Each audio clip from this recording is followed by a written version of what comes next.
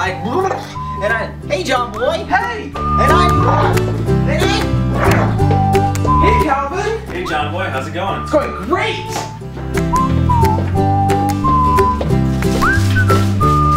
Hey Sam!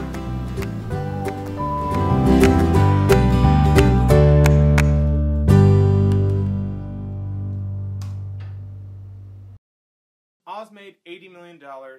That's awesome. Let's go straight to the Crave scale and talk about the movie. So the story is actually an 8 out of 10. I liked the story. It was very original, and I liked that they stayed away from, at least as much as possible, the storyline of The Wizard of Oz. And I liked the fact that they were able to take this original story and put some throwbacks to the old movie in there too, which I guess since this is a prequel, they'd be throw forwards.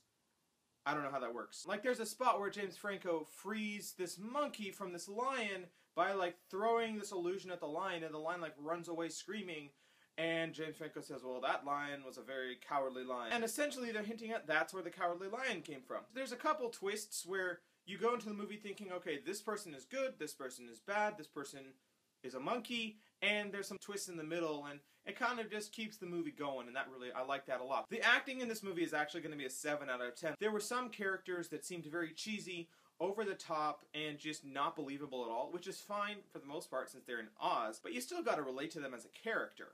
And I couldn't figure out if it was the lines that were making them so cheesy or if they were actually overacting. Now, one example of something that you might think is overacting is James Franco. He, as a con artist, is very grandiose and over the top, and he's always talking like this. But when he's in private, he's totally different. He talks like a normal person, and he's scared out of his mind in Oz. And I liked that transition from con artist to normal person to I gotta put on a show again, and those being two totally different people, but it all being James Franco. One thing I did not like about this movie was Mila Kunis. I'm a huge Mila Kunis fan. She's awesome. Mainly because of Family Guy. Even as an actress, she did not do a good job in this movie because she couldn't fit into her role once it became clear what her role actually was.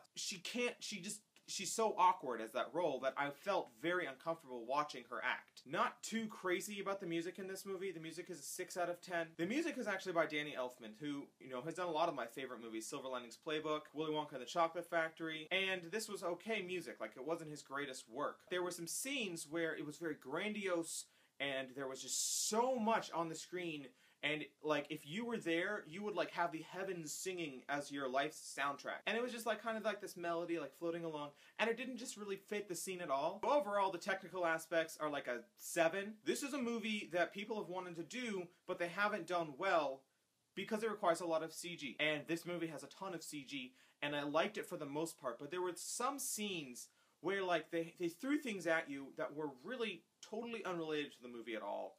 And it was almost like, hey, look what we can do now. The cinematographer was Peter Deming. He's done a wide variety of movies, though, like Cabin in the Woods to Austin Powers variety of movies. So you can't really watch a movie and generally be like, oh, Peter Deming did the cinematography for this one. I can see it right there. But he does a decent job, and he gets across the messages that you want across in the different shots, which is hard to do with a movie that is mostly CG. And I liked that. Now, the message for the movie was kind of a message that you see in a lot of movies, but it was very well orchestrated in this one, and it was basically, it's better to be good than great. I liked the message, I liked the movie overall. Should you watch this movie? Yes, with the stipulation that you should not listen to people who say it was an awful movie if their only reason was it didn't meet up to their expectations that they've garnered since they were like 6 from watching The Wizard of Oz. Because it's a classic. It's a movie we all watched when we were like 5 years old, and it's a movie that we all saw The Wicked Witch in and couldn't sleep for 2 weeks. This movie will never reach the expectations that you have for The Wizard of Oz. And if you can put aside your high hopes for it that cannot ever be matched, I think you should watch this movie.